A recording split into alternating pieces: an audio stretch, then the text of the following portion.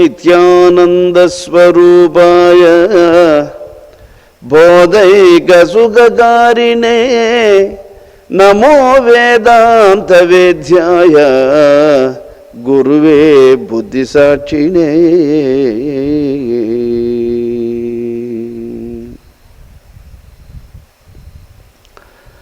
ఓం కృష్ణం కమలపత్రాక్షం పుణ్యశ్రవణ కీర్తనం వాసుదేవం జగద్యోనిం నవమి నారాయణం హరిం. జగద్గురువైనటువంటి శ్రీకృష్ణ భగవానుని పాదపద్మములకు శిరస్సాష్టాంగ నమస్సుమాంజలుడు.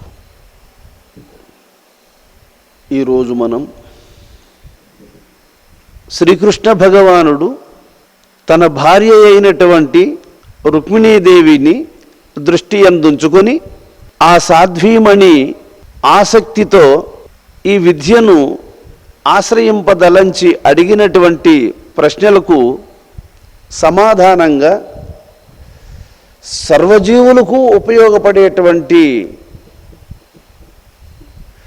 ప్రశ్నలను అడుగుతున్నటువంటి ఆ మహాతల్లి యొక్క వాక్యములకు సమాధానంగా సుజ్ఞాన శాస్త్రాన్ని ఉపదేశిస్తున్నాడు. అందులో ఈరోజు మనం దైవ లక్షణాలను వినబోతూ ఉన్నాం.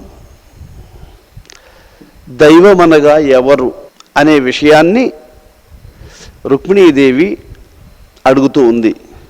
ప్రాణేశ్వర, దైవమొక్కండే యనుమాట దాత్రిలోన సహజముగ బల్గుదురు సర్వజనులు అతడు ఎందునున్నాడు ఎవ్వరు ఎరుగలేరు అతనిగానక జగమెల్లా అందులైరి. దేవుడున్నాడు అని అనేకులు అంటున్నారు. దేవుడు ఒక్కడే అనే విషయాన్ని కూడా ఎందరో పెద్దలు సూచిస్తూ ఉన్నారు. కానీ అతన్ని తెలుసుకోలేకనే ఎందరో ఈ లోకములో జీవితాలనన్నిటినీ నష్టమనర్చుకుంటూనే ఉన్నారు. ఉన్నాడు ఉన్నాడు ఉన్నాడు భగవంతుడు ఒక్కడే ఉన్నాడు అనే విషయము అనుకుంటున్నారు. కానీ ఆయన్ని ఎంతమంది తెలుసుకుంటున్నారు? తెలుసుకోకుండా ఎంతమంది జీవితాలు పరిసమాప్తమైపోతూ ఉన్నాయి ప్రాణేశ్వర. కాబట్టి భగవంతుని యొక్క విషయాన్ని ఆమూలాగ్రంగా సర్వజనులు తెలుసుకునేటట్లు, సర్వమానవాళికి ఇది విదితమయ్యేటట్లుగా తెలియచేయమని రుక్మిణి అమ్మవారు అడుగుతున్నారు. విరివిగా బ్రహ్మదైవమని విష్ణువు ఈశ్వరుడని నా హరిహయుడంచు విఘ్నపతి అంచు భూతముల్ తరణి సుధాకరాద్యనల తారల శక్తుల ఆదిగుల్తూ ఇత్తెరంగున అంతకంటే మును దేవుండు లేకయే వీరు పుట్టిరే. ఓ రుక్మిణి, బ్రహ్మదేవుడు, విష్ణువు దేవుడు, ఈశ్వరుడు దేవుడు, విఘ్నేశ్వరుడు దేవుడు, భూదేవత, అగ్నిదేవత, వాయుదేవత, ఆకాశదేవత, సూర్యభగవానుడు, చంద్రభగవానుడు, ఇలాగా వాళ్ళకి ఇష్టమైనటువంటి దేవతను వాళ్ళు ఆరాధిస్తూ ఉంటారు ఈ లోకములో. కానీ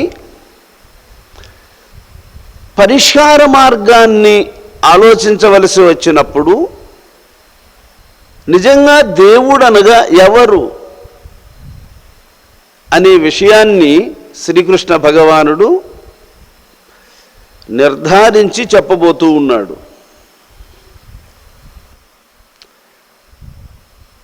శ్రీవనితయంచు కొందరు భావిల్తురు వాణియంచు పలురు గౌరీదేవి అని కొందరిట్లుగా వేవేల విదంబులాత్మ విధము తెలియక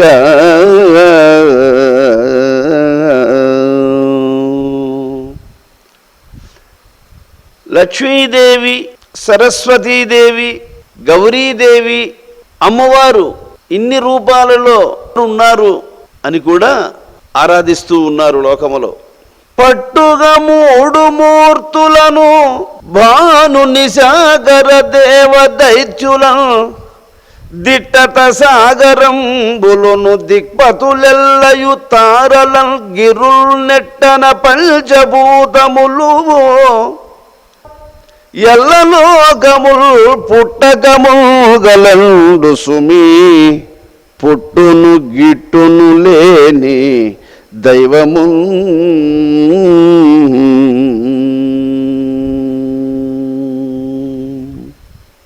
దైవము అనే ఏ పరమేశ్వరుణ్ణి మనం ప్రార్థిస్తూ ఉన్నామో లేదా ఆశ్రయిస్తూ ఉన్నామో ఆ భగవంతుని యొక్క స్వరూపము నుండి వెలువడినటువంటి స్వరూపాలే ఇవన్నీ.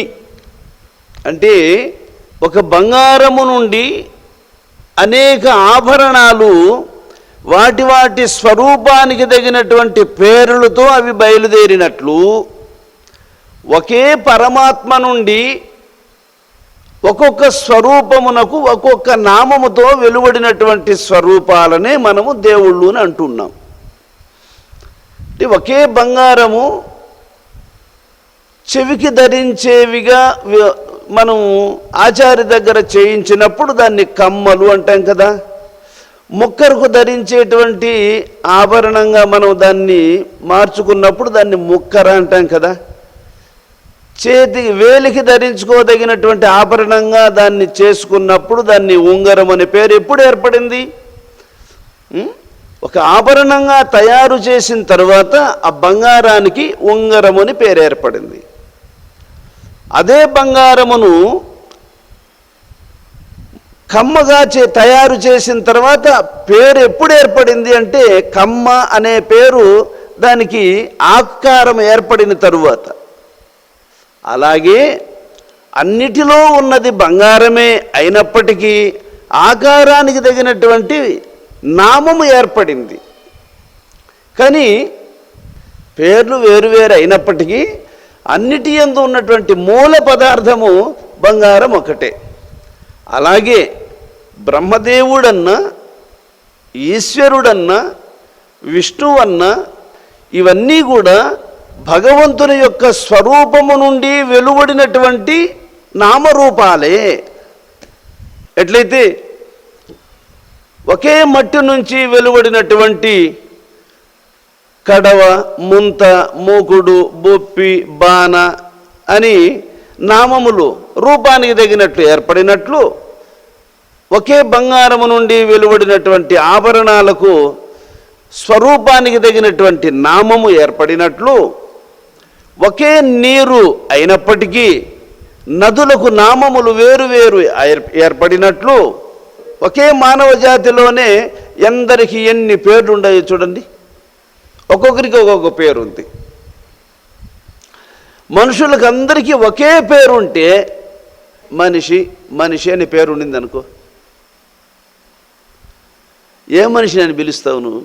అందుకని వేరువేరు నామములు ఏర్పడాయి. ఆభరణాలకు అన్నిటికీ బంగారం అనే పేరే ఉంటే ఏ బంగారు అనుకోవాలా? చెవి బంగారు అనుకోవాలన్నా, ముక్కు బంగారు అనుకోవాలన్నా, చేతి బంగారు అనుకోవాలన్నా, ఏమనుకోవాలి? అందువల్ల విషధం కోసరము ఆయా ఆభరణానికి ఆయా పేరులను మనం మహాత్ములు పెట్టారు. అలాగే సృష్టి చేయడానికి బ్రహ్మ, ఈ జగత్తునంతటిని నడిపించడానికి విష్ణువు, దీనిని అంతటినీ తనతో కలుపుకోవడానికి ఈశ్వరుడు. అలాగే జీవులందరూ కూడా దాహమునకు నీరు కావాలి, దైవమే నీటి యొక్క ఆకారములో అందరి దప్పికను తీరుస్తూ ఉన్నాడు. అందరికీ వెలుతురు కావాలి, భగవంతుడే సూర్యుని రూపములో ప్రకాశిస్తున్నాడు.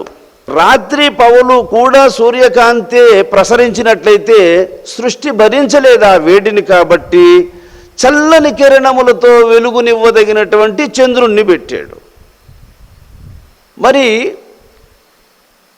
వెలిగే గుణం ఉంది కానీ మలిగే గుణం కావాలి కదా.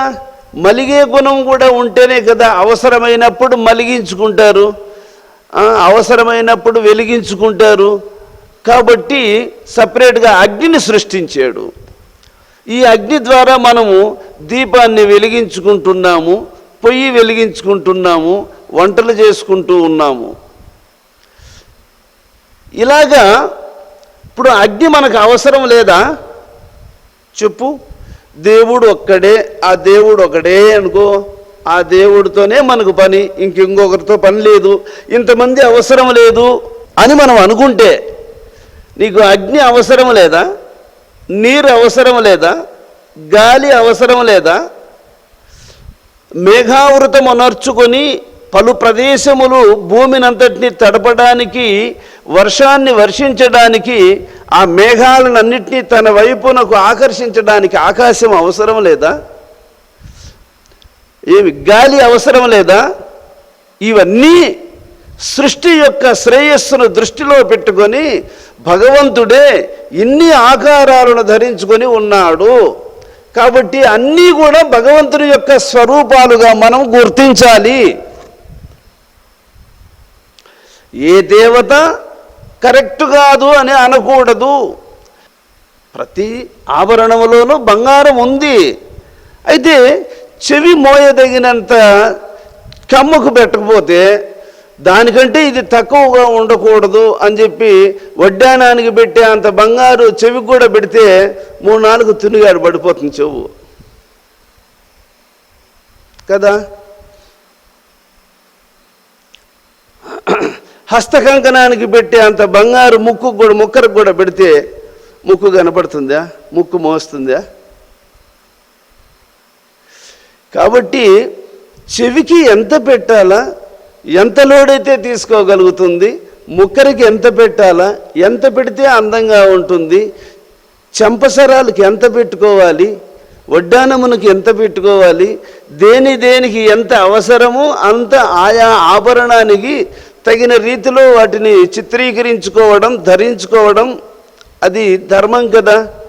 అలాగే ఈ సృష్టికి ఆకాశం అవసరము, గాలి అవసరము, అగ్ని అవసరము, నీరు అవసరము, భూమి అవసరము. ఈ సృష్టి వీటన్నిటినీ సృష్టిలోకి పంపించడానికి, దీన్ని వినియోగించుకోవడానికి సృష్టికర్త బ్రహ్మ అవసరము. దీన్నంతటినీ మెయింటైన్ చేయదగినటువంటి విష్ణువు అవసరము. దీనినంతటినీ కాలస్వరూపుడై తనతో కలుపుకొని మళ్ళీ నూతనమైనటువంటి సృష్టిని ప్రారంభించడానికి ఈ లయకారకుడైనటువంటి శంకరుడు అవసరం కదా.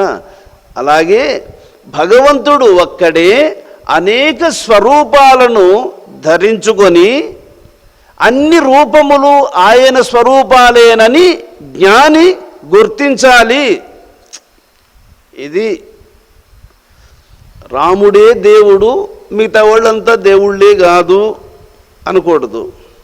ఈశ్వరుడే దేవుడు, మిగతా వాళ్ళంతా దేవుళ్ళు కాదు అని తీసేయకూడదు. ఏమి విఘ్నేశ్వరుడే దేవుడు, మిగతా వాళ్ళు దేవుళ్ళు కాదు అని తీసేయకూడదు. ఇలాగా ఏ దేవతనైనా సమస్త దేవతా స్వరూపము మీకు అర్థమయ్యేడే అవ్వడం కోసం నేను ఒక 4 ఉదాహరణలు తీసుకొని చెప్తూ ఉంటా. చెప్పిందే చెప్తూ ఉన్నాడని అనుకోకూడదు, అర్థం అవ్వడం కోసం చెప్తూ ఉంటా. ఇప్పుడు ఒకే దేవుడు అనుకో. సరే, నేను కూడా మీ మాటకే వస్తా. సృష్టిలో ఉండే బంగారము ఎన్ని కిలోలు ఉంటుందో, ఎన్ని టన్నులు ఉంటుందో, ఎందుకంటే వేరువేరు పేర్లు, వేరువేరు నామాలు, వేరువేరు రూపాలు, ఇన్నెందుకు? ఒకటిగా ఉంటే మంచిది, ఒకే దేవుడుగా ఉంటే మంచిది, ఒకే బంగారంగా ఉంటే మంచిది, ఒక పేరుగా ఉంటే మంచిది అని అనుకొని మనము మొత్తం ఇన్ని ఆభరణాలు ఎందుకని అన్ని ఆభరణాలు కరిగించి ఒకటిగా చేసేసి కొన్ని టన్నులు అవుతుంది అనుకోండి, ప్రపంచంలో ఉండే బంగారంతా ఒక చోట చేరిస్తే దాన్ని ఎవడు పెట్టుకుంటాడు? దాన్ని ఎవడు ఎత్తుకుంటాడు? సాధ్యం అవుతుందా?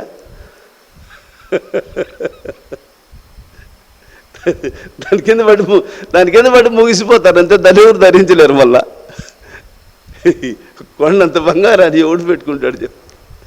కాబట్టి అనువైనటువంటి రీతిలో దాన్ని వినియోగించుకోవడానికి ఉపయోగపడితేనే ఎవరైనా వినియోగించుకుంటారు. ఎవరికి పనికి రాకుండా పోతే అది దాన్ని ఎవరు వినియోగించుకుంటారు చెప్పండి? అందరికీ పనికొచ్చేటువంటి రీతిలో ఉండాలి. అందుకని భగవంతుడు సృష్టిలో సర్వ ప్రాణులయందు భగవంతుడు ఉన్నాడు.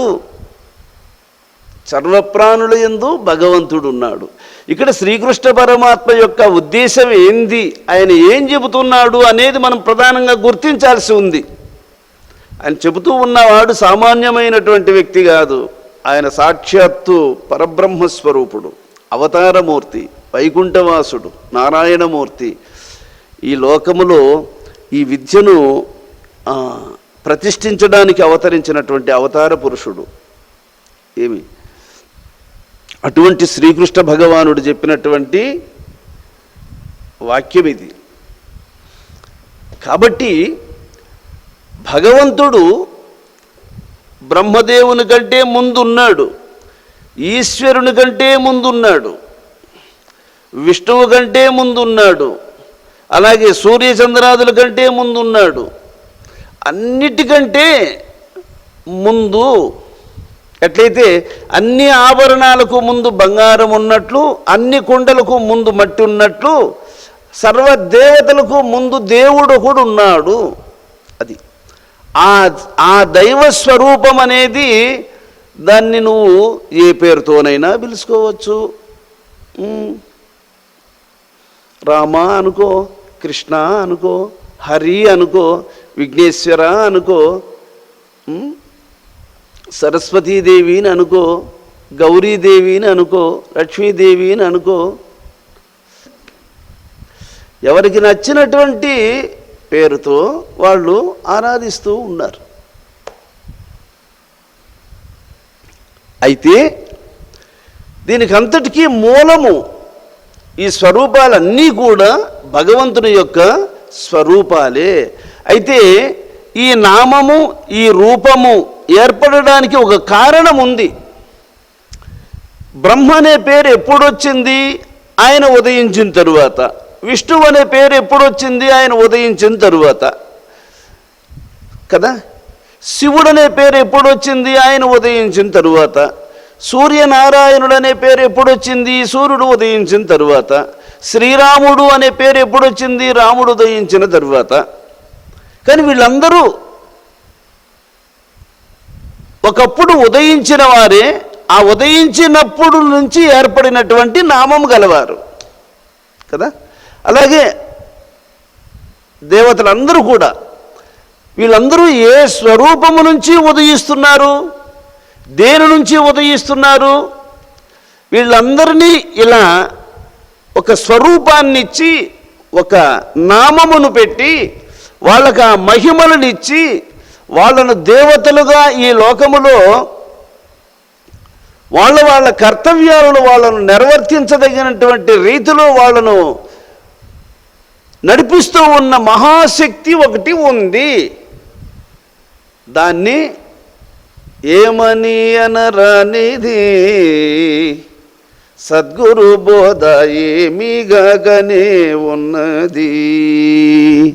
ఇది ఫలానా పేరు అనడానికి లేదు. దాన్ని మహాత్ములు దాని విషయములు గమ్మున మౌనం వహించారు. అది వర్ణనాతీతమైనటువంటిది, నామరూపరహితమైనటువంటిది. అది అవాంగ్మానస అగోచరంబిది ఆరూఢంబిది అంతటయున్నది అంతు తెలియదన్న అనేక శాస్త్రములను గన్న అందరూ అఖండుడనుకున్న ఆశ పిశాచి వదలుకున్న గరిమ లగిమ మహిమలెన్ని ఉన్న ఆహార నిద్రలు మానుకొన్న అన్ని సాధనలకు అతీతమన్న ఆర్యుల సేవ చేసి తెలుసుకున్న ఇది ఎన్ని ప్రయత్నాలు ప్రదర్శించినా ఇది అందేది కాదు. ఇది ఎప్పుడు అందుతుంది అంటే సర్వజ్ఞులైనటువంటి మహాపురుషులు ఈ సత్యాన్ని తెలుసుకొని ఈ లోకములో చరిస్తూ ఉంటారు. అటువంటి వాళ్ళను ఆశ్రయించి తెలుసుకోవాలి. అటువంటి వాళ్ళల్లో వీళ్ళందరూ కూడా ఆ సత్యం ఎరిగిన వారు. ఎవరు? విష్ణువుకు ఆ సత్యము గురించి తెలుసు కాబట్టి ఆయన పూజ్యనీయుడే. ఈశ్వరునికి ఆ నిర్గుణ నిరాకార శాశ్వత పరబ్రహ్మము యొక్క స్వరూపము గురించి తెలిసి ఆ సత్యముతో కలిసి ఉండేటువంటి మహనీయుడు కనుక ఆయన పరమేశ్వరుడుగా పూజింపబడుతూ ఉన్నాడు. శ్రీరామచంద్రుడు ఆ సత్యమును వశిష్ఠ మౌనీంద్రుల వారి ద్వారా తెలుసుకొని ఆ సత్యముతో కలసిన మనస్సు కలిగినటువంటి మహాత్ముడై ఉండుట చేత చెరువు నీటిని మనము తూము ద్వారా ఎట్లయితే పైరులకు తీసుకుంటామో వినియోగించుకుంటామో ఆ విధంగా ఆ పరబ్రహ్మ స్వరూపమును వీళ్ళ ద్వారా ఈ లోకములో గల మానవులందరూ అందుకుంటూ ఉన్నారు.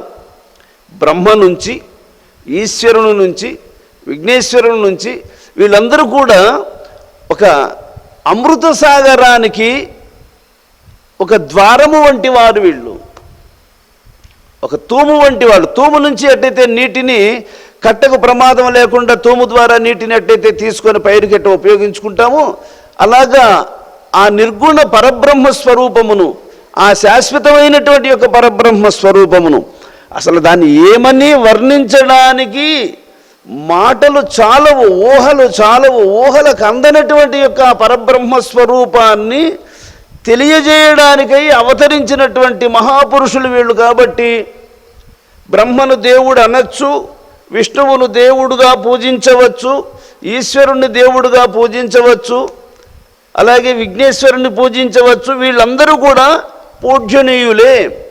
వీళ్ళు అందించినటువంటి యొక్క ఆ సత్యము ఏది అనంటే వాళ్ళు ఆ పరసత్యాన్ని, ఆ పరబ్రహ్మ స్వరూపాన్ని తెలిసి దాని యొక్క హద్దుకు అనుగుణంగా జీవితాన్ని కొనసాగించదగినటువంటి సమర్థులైనటువంటి జ్ఞానులు వీళ్ళు.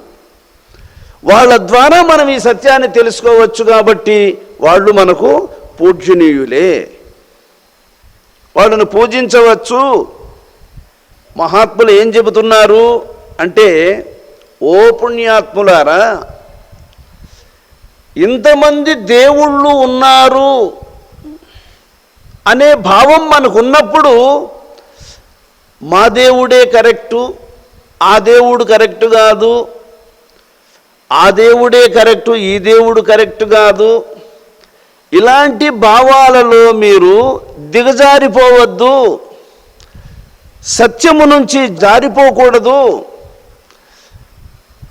అందరూ కూడా ఒక పరబ్రహ్మ స్వరూపాన్ని సూచిస్తూ ఉన్నారు.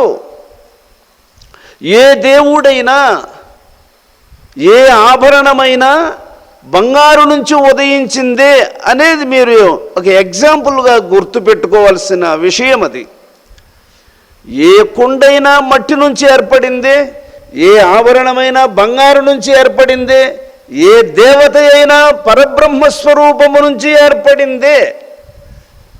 కాబట్టి ఆ పరబ్రహ్మ స్వరూపము నుంచి వెలువడినటువంటి స్వరూపాలే సమస్త దేవతా స్వరూపాలు. ఇలాగా గుర్తుపెట్టుకొని ఏ దేవుణ్ణి తిరస్కరించకుండా, అలా తిరస్కరిస్తే మనలో ఉన్నటువంటి అపక్వత, మన మనస్సులో ఉన్నటువంటి జ్ఞానహీనత, మనం విషయం సక్రమంగా గ్రహించలేదు అనడానికి ఇవి గుర్తులవుతాయి. కాబట్టి గ్రహించినటువంటి మహాత్ములు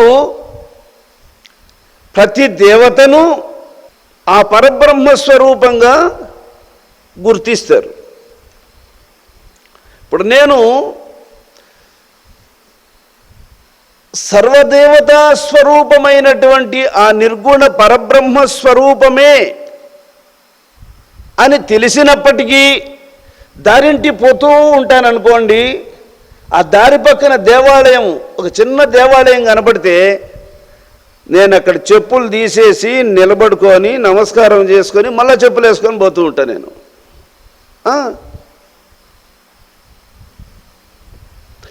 నీలోనే దేవుడు ఉన్నాడు కదా, నీలో దేవుడు ఉన్నాడని నువ్వు తెలుసుకొని ఉంటే ఆ గుళ్ళో దేవుడు ఉన్నాడని దండం పెడతావా? రాతిలో దేవుడు ఉన్నాడని దండం పెడుతున్నావా? నువ్వు కరెక్టేనా? నీకు నిజంగా విషయం తెలుసా? విషయం తెలుసుంటే నువ్వు రాళ్లకు మొక్కుతావా అని కొందరు ప్రశ్నిస్తారనుకోండి. ప్రశ్నించనీగాక. కానీ ఎంఏ, బిఈడి, పిహెచ్డి చేసినటువంటి విద్యావంతుడైనా ఎలిమెంటరీ స్కూలుకు టీచర్గా వెళ్ళాడనుకోండి, ఏమి వాళ్లకు ఆ ఆ ఈ ఈ ఊ ఊ అని ఈడు అనాల్సిందే, ఇతడు రాయాల్సిందే, వాళ్ళ దగ్గర రాపించాల్సిందే, వాళ్ళ దగ్గర చెప్పించాల్సిందే.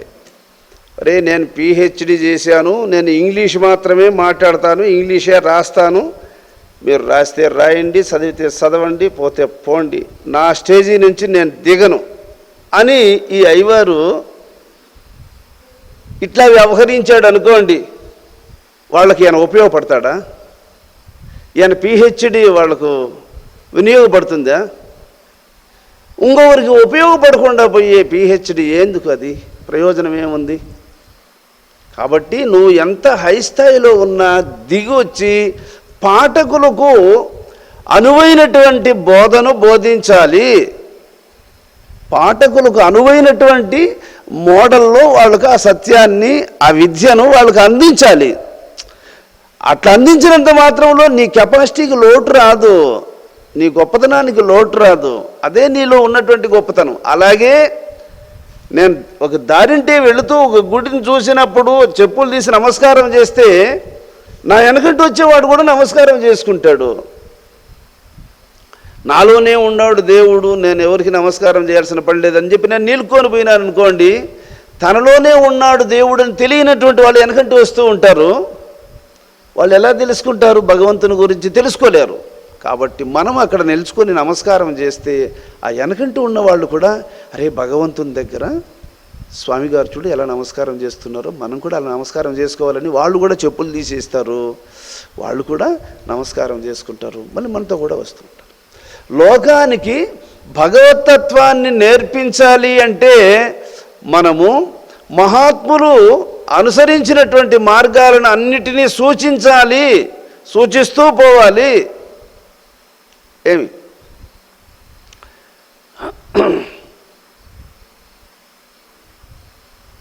అలా కాకుండా లోకానికి వినియోగపడకుండా జీవించేవాని జీవితం నిరర్థకం, ఎంత గొప్పవాడైనా. ఇప్పుడు సూర్యుడు గొప్పవాడే, ఆయన కిరణాలు లోకానికే ఉపయోగపడకుండా పెట్టుకున్నాడు అనుకో ఆయన దగ్గరనే. నీ గొప్పతనం నీ దగ్గర ఉంది, ఎవరికి ఉపయోగపడుతున్నావు నువ్వు సూర్యుడే కావచ్చు, నువ్వు ఎవరికన్నా ఉపయోగపడుతున్నావేమో చెప్పు. నువ్వు చంద్రుడే కావచ్చు, ఎవరికన్నా ఉపయోగపడుతున్నావేమో చెప్పు. నువ్వు దేవుడే కావచ్చు, నువ్వు ఎవరికన్నా ఉపయోగపడుతున్నావేమో చెప్పు. ఉపయోగపడకుండా ఉండే దేవుడు ఏమి దేవుడా దేవుడు? అలాగా ఇప్పుడు నీ దగ్గర కూడా సంపద ఉంది, దేనికైనా ఉపయోగపడతా ఉందా? ఉపయోగపడకుండా పోతే అది ఉండి ఏం ప్రయోజనము? నువ్వు ఈ లోకంలో జీవిస్తూ ఉండవు, సాటి వాళ్లకు నువ్వు నీ సేవలు అందుతున్నాయా? సాటి వాళ్ళకు నువ్వు ఉపయోగపడుతున్నావా? సాటి వాళ్ళ మనస్సును సంతోషపెడుతున్నావా? సాటి వాళ్ళ మనస్సును ఎరిగి నడుచుకుంటున్నావా? ఇది ప్రశ్న.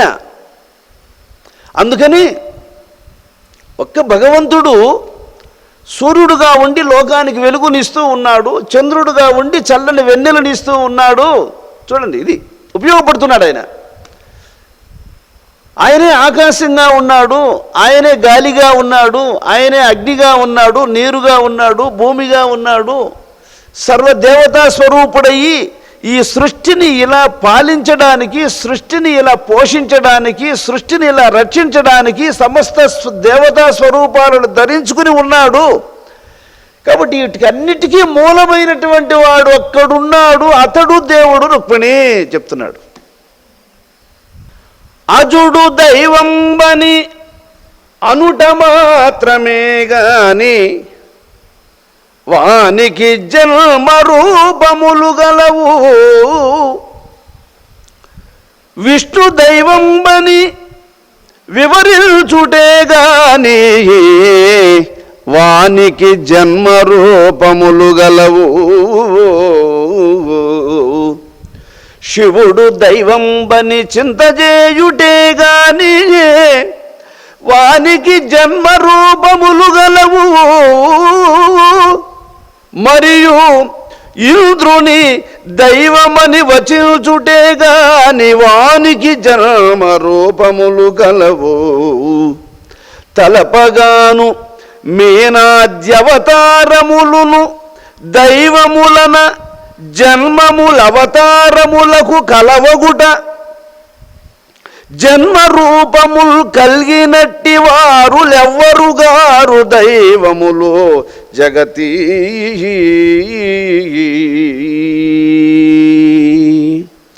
ప్రతి ఒక్కరూ దీర్ఘంగా ఆలోచన చేసి గమనించాల్సినటువంటి విషయాలు ఇవన్నీ. మా దేవుడే కరెక్టు, మీ దేవుడు కరెక్ట్ కాదు అని ఒకరిని దృష్టిలో పెట్టుకొని ఇంకొకరిని తిరస్కరించి చెప్పిన మాట కాదు ఇది. ఏది కరెక్టు, నీకు నాకు సర్వ సృష్టికి ఒప్పుకోదగినది, సత్యమైనది, ఇది యథార్థమని మెచ్చుకోదగినటువంటి యొక్క సత్యాన్ని ఉపదేశిస్తున్నాడు ఇక్కడ. అజుడు బ్రహ్మదేవుడు అని అనుకుంటే ఆయన కూడా ఒకప్పుడు జన్మించిన వానికి ఒక రూపం ఉంటేనే అది జన్మం అవుతుంది. ఒక స్వరూపాన్ని ధరించుకొని అవతరించిన వానికి ఒక పేరు కూడా ఉంటుంది. అవతరించినటువంటి వానికి కాల పరిమితి కూడా, ఇంత కాలము అని ఒక కాల పరిమితి కూడా ఉంటుంది. అందువల్ల అజుడు దైవమని అనుకొనుట చేత అతనికి జన్మముంది, అతనికి కూడా బ్రహ్మ అనే పేరుంది, అతనికి కూడా కాలములో ఇంతకాలం మాత్రం జీవించగలడు అనే కాల నియతి కూడా ఉంది రుక్మిణి. అలాగే విష్ణువు దైవంబని వివరించుటే గాని వానికి జన్మ రూపములు కలవు.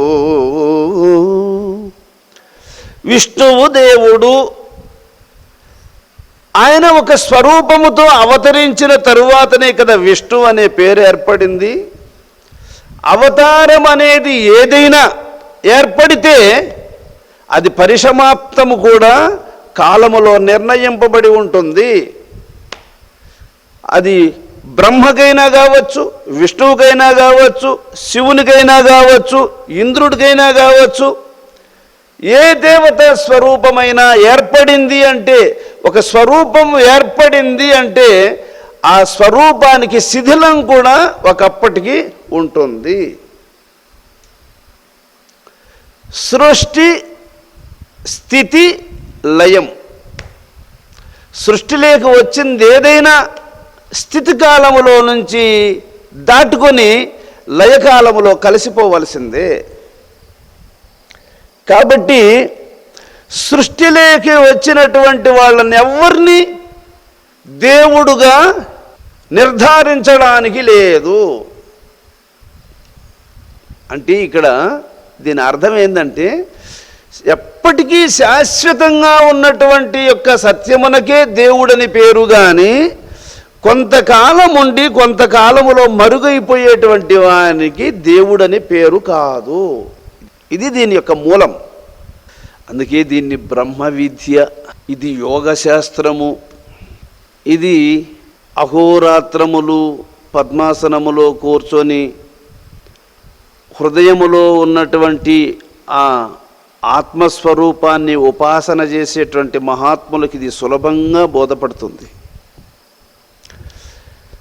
ఇది సామాన్యులకు అందరికీ కూడా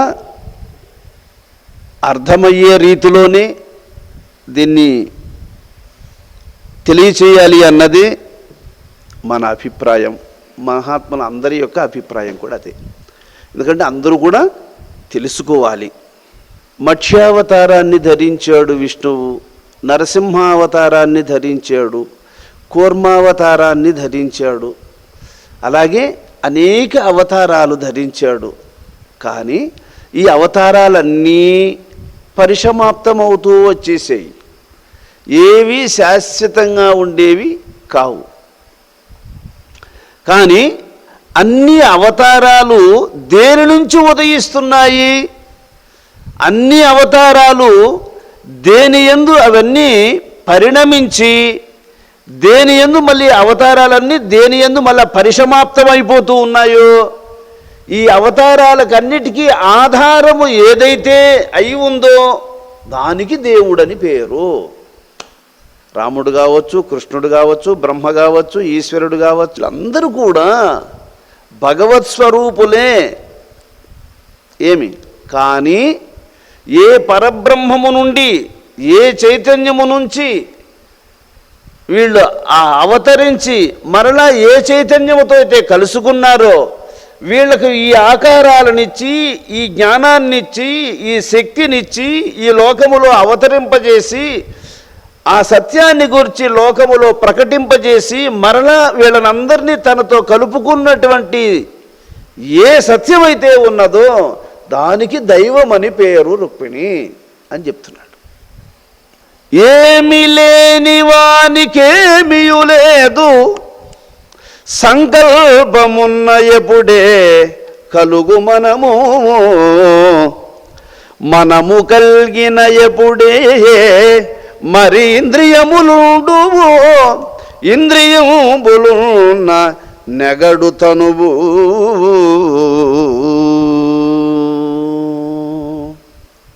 అప్పాలు తిరిగినోనికే కళ్ళు తిరుగుతాయి కానీ పక్కన నిలబడుకొని ఉండేవానికి కాదు. ఎవడు తిరుగుతాడో వానికే కళ్ళు తిరుగుతాయి, తిరగకుండా గమ్మున నిలబడుకుండేవానికి కాదు. ఎవడు సృష్టిలోకి వస్తాడో వానికే జనన మరణాలు ఉంటాయి కానీ సృష్టిలోకి రాకుండా సాక్షిగా ఉండేటువంటి వానికి ఆ బెడదే లేదు. అందువల్ల ఏమి లేని వానికి ఏమీ లేదు. సంకల్పం అనేది ఒకటి ఏర్పడింది అంటే ఆ సంకల్పము కార్యరూపాన్ని ధరిస్తుంది. ఆ కార్యము ఒక ఆకృతిని ధరిస్తుంది. ఆ ఆకృతి కాలగర్భములో కొంతకాలము ఉండి అది మళ్ళీ కొంతకాలానికి శిథిలమైపోతూ ఉంటుంది. అలాగే సంకల్పం అనేది ఎప్పుడైతే మనసులో ఉదయిస్తుందో ఇంద్రియాదులతో కూడినటువంటి శరీరం అప్పుడే ఏర్పడుతూ ఉంది. మన తల్లిదండ్రులకు ఒక సంకల్పం ఏర్పడిన దాని వల్లనే మనం బయట వచ్చాం. ఆ సంకల్పమే వాళ్ళల్లో ఏర్పడకుండా ఉంటే వచ్చేదానికి మార్గమే లేదు. తల్లిదండ్రులలో సంకల్పం ఏర్పడిన దాని వల్లనే కుమారుడు వెలువడుతూ ఉన్నాడు. వాడు బయట వచ్చి ఇంకా జీవన పోరాటం సాగిస్తూ ఉన్నాడు. ఆ సంకల్పం లేకుండా ఉండుంటే దీనికి కారణాలు లేవు. కాబట్టి సంకల్ప బంధముచ్యతే. ఇలాగా ఏ సంకల్పానికైనా సరే, ఏ సంకల్పమైనా సరే సత్య సంకల్పాలుగా ఉండాలి. సంకల్పము సత్యానికి విరోధించేటట్టు ఉండకూడదు. అవి బంధాలుగా మారుతాయి, అవి కర్మలుగా మారుతాయి, అవి దుఃఖం అనేటువంటి ఫలితాన్ని ఇవ్వదగినవిగా మారిపోతాయి అవి. అందువల్ల సంకల్పం అనేది సత్యమై ఉండాలి, సత్యానికి అనుగుణంగా ఉండాలి.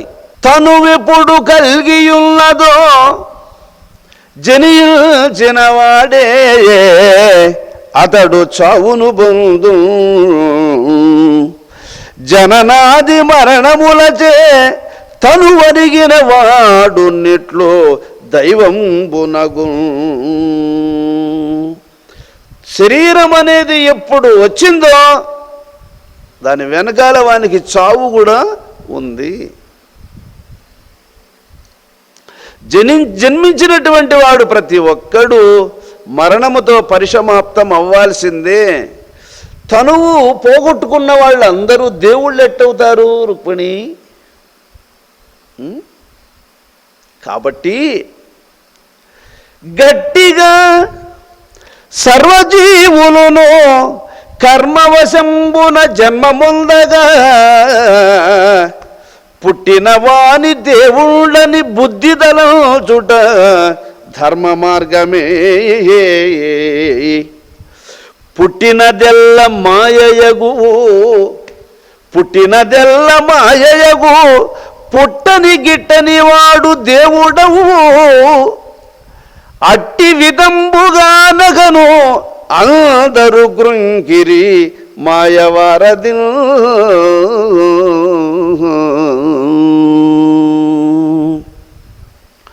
పుట్టి గిట్టేవాడు దేవుడవుతాడా? అందరూ ఈ లోకములో పుట్టి కాలగర్భంలో కలిసిపోతూనే ఉన్నారు. కానీ పుట్టినదెల్ల మాయయగు, ఏదేది పుడతా ఉందో అదంతా మాయే. పుట్టని గిట్టని వాడు దేవుడవు. పుట్టుకే లేకుండా ఉన్నాడు ఆయన దేవుడు.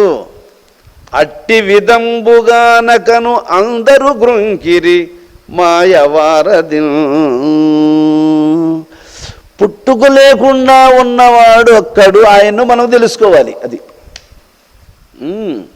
ఇప్పుడు మళ్ళా మొదటికి వస్తా.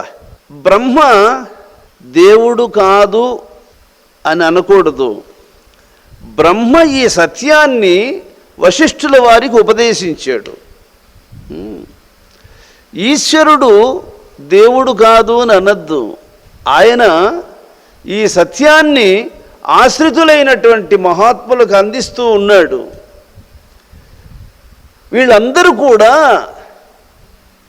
ఆ పరబ్రహ్మ స్వరూపాన్ని తెలిసి ఆ సత్యాన్ని ఆశ్రితులైనటువంటి భక్తులకు ఉపదేశించినటువంటి మహాపురుషులు వీళ్ళు. అంటే వీళ్ళు ఏం చెప్తున్నారు అంటే, ఈశ్వరుడు నేనే దేవుడని ఆయన చెప్పడు. ఆయన ఆరాధ్యనీయమైనటువంటి దైవం ఒకడు ఉన్నాడని తెలియజేస్తాడు. అది బ్రహ్మ నేనే దేవుడని చెప్పడు. ఆయన ఆరాధించదగినటువంటి దైవం ఒకడున్నాడని ఆశ్రితులకు తెలియజేస్తాడు. అదే మీరు అంబరీష మహారాజు చరిత్రలో దూర్వాసుల వారు బ్రహ్మదేవుని దగ్గర పోయినప్పుడు ఏం చెప్పాడు ఆయన? కరమర్దిల్ ద్విపరార్ధ సజ్ఞగల ఈ కాలంబూ కాలాత్ముడై సురిదిల్ నీళ్ళంగజేసి లోకముల నా చోటు విభూడెవ్వడు పరిపూర్తి కనుగ్రేవక్యంబుగదుర భస్మంబుగా చేయు నా హరిచక్రానల కీల కన్యుడొక్కరుండంబుగా నేర్చునే.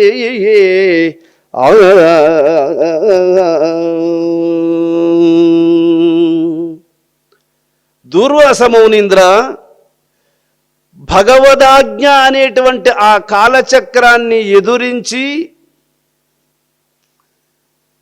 బ్రతుకగలిగిన వారెవ్వరూ లేరు. సుదర్శన చక్రాన్ని నియంత్రించే శక్తి నాకు లేదు అంటాడు. ఈశ్వరుని దగ్గరికి పోయినప్పుడు ఏం చెప్పాడు?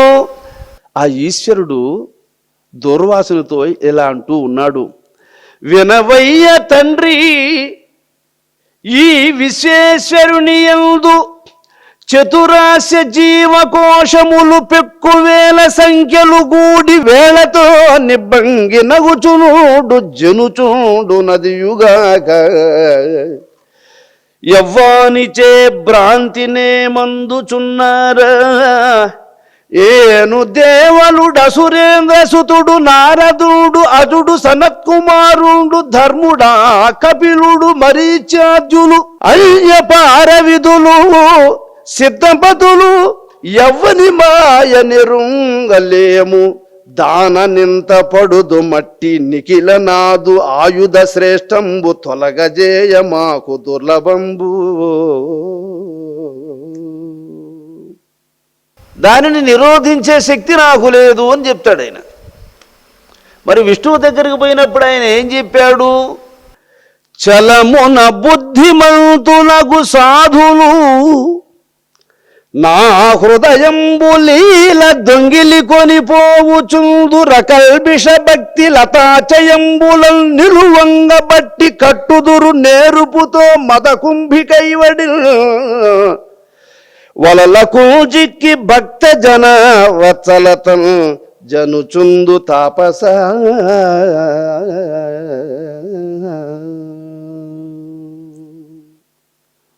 భగవంతుడు భక్త పరాధీనుడు. ఏమి నన్ను ఆశ్రయించుకుని జీవించేటువంటి మహాత్ములు వాళ్ళు, వాళ్ళ హృదయములో ఉంటాను నేను ఎప్పుడు. నేను స్వతంత్రించే శక్తి నాకు లేదు. నేను భక్త పరాధీనుడను, భక్తులకు అమ్ముడు పోయిన వానిని, నేను భక్తుల సొత్తును, నేను భక్తధనుడను. కాబట్టి నా శక్తి ఎప్పుడు నా భక్తుల యందే నిక్షిప్తమై ఉంటుంది. కాబట్టి నువ్వు అంబరీషుని దగ్గరికే వెళ్ళు అని చెప్పి పంపించాడు. చూసావా అని మనకు చరిత్ర చెప్తోంది. సత్యం అది. వీళ్ళందరూ కూడా నేనే దేవుడు తథాస్తు నేను రక్షిస్తానని బ్రహ్మ చెప్పల, నేనే దేవుడు నేను రక్షిస్తానని ఈశ్వరుడు చెప్పల, నేనే దేవుడు నేను రక్షిస్తానని విష్ణువు చెప్పల. వీళ్ళందరూ ఎవరిని సూచించారు అంటే, ఎవరు వినమ్రత కలిగి ఉన్నారో చేతులు జోడించుకొని ఆ పరబ్రహ్మస్వరూపముపై మనస్సుంచుకొని ఎవడైతే ఒదిగి ఉన్నాడో వాని దగ్గరికి పంపించారు. చూసావా అంటే దీని అర్థం ఏంది అంటే, అందరూ బ్రహ్మ కానీ ఈశ్వరుడు కానీ విష్ణువు కానీ ప్రతి ఒక్కరూ సత్యం అనేది ఒకటి ఉంది, దానికి మనం అందరము దాసులమే. దానికి ఎవరైతే దాస్యము చేస్తూ ఉంటారో ఆ పరబ్రహ్మస్వరూపమునకు ఎవరు ఒదిగి హృదయాన్ని సమర్పించుకుని ఉంటారో అటువంటి మహాత్ముల ద్వారా ఈ సత్యాన్ని తెలుసుకోవాలి, పరిష్కార మార్గాన్ని అందుకోవాలి అనేది వాళ్ళు సూచించిన సూచన అది. కాబట్టి వీళ్ళనందరినీ మనము దేవుళ్ళు కాదు అని అనకూడదు. దేవుళ్ళే, కానీ వాళ్ళే దేవుళ్ళు కాదు. వాళ్ళు మనకు ఈ సత్యాన్ని తెలియజేసినటువంటి మహాత్ములు కనుక వాళ్ళు మనకు పూజ్యనీయులు. ఇది వాళ్ళే లేకపోతే ఈ సత్యాన్ని మనకు అందించే నాదుడే లేడు. ఈ విషయాన్ని నేను ఇంకో కోణంలో చెప్పుకుంటూ వచ్చాను. చూడండి, భగవంతుడు ఒక్కడే అయితే ఆయన వినియోగం అనేది ప్రజలకు ఎలా సాధ్యమవుతుంది, ఎలా వినియోగపడతాడు? అందుకని ఆయన ఆకాశ రూపములో ఉన్నాడు, వాయు రూపములో ఉండి గాలి వీచుతూ ఉన్నాడు, అగ్ని రూపములో ఉండి ఉష్ణోగ్రతను అగ్నిని ప్రదర్శిస్తూ ఉన్నాడు అని చెప్పుకుంటూ వచ్చాను. చూడండి, ఇవన్నీ అన్ని రూపాలలో ఆయన ఉండే దానివల్ల సృష్టి అనేటువంటి దీనికి, ఈ సృష్టికి ఉపయోగపడుతూ ఉంది ఆయన యొక్క శక్తి. కాబట్టి అన్నీ భగవంతుని యొక్క స్వరూపాలుగా మనం గుర్తించి సమస్త దేవతలు కావచ్చు, మహర్షులు కావచ్చు, యోగీశ్వరులు కావచ్చు, అవధూతలు కావచ్చు, యతులు కావచ్చు, సన్యాసులు కావచ్చు, గృహస్థులు కావచ్చు, మహాత్ములందరూ కూడా ఈ యొక్క సత్యాన్ని అందించడం కోసమే భగవంతుడే ఇన్ని రూపాలలో అవతరించి ఈ సత్యాన్ని సృష్టికి అందిస్తూ ఉన్నాడు, తెలియజేస్తూ ఉన్నాడు. కాబట్టి ఏ దేవతను మనం కాదని అనకూడదు, ఏ మార్గము తప్పని అనకూడదు. భగవంతుని వైపునకు తిరిగి నడిచేటువంటి మార్గములన్నీ కరెక్టే. భగవంతుని వైపుకు తిరిగి నడిచే మార్గములన్నీ కరెక్టే. ధర్మమునకు వ్యతిరేకంగా తిరిగి నడిచేటువంటి మార్గాలన్నీ మనకు అవరోధాలే అవుతాయి అనేది మనం గుర్తించాలి.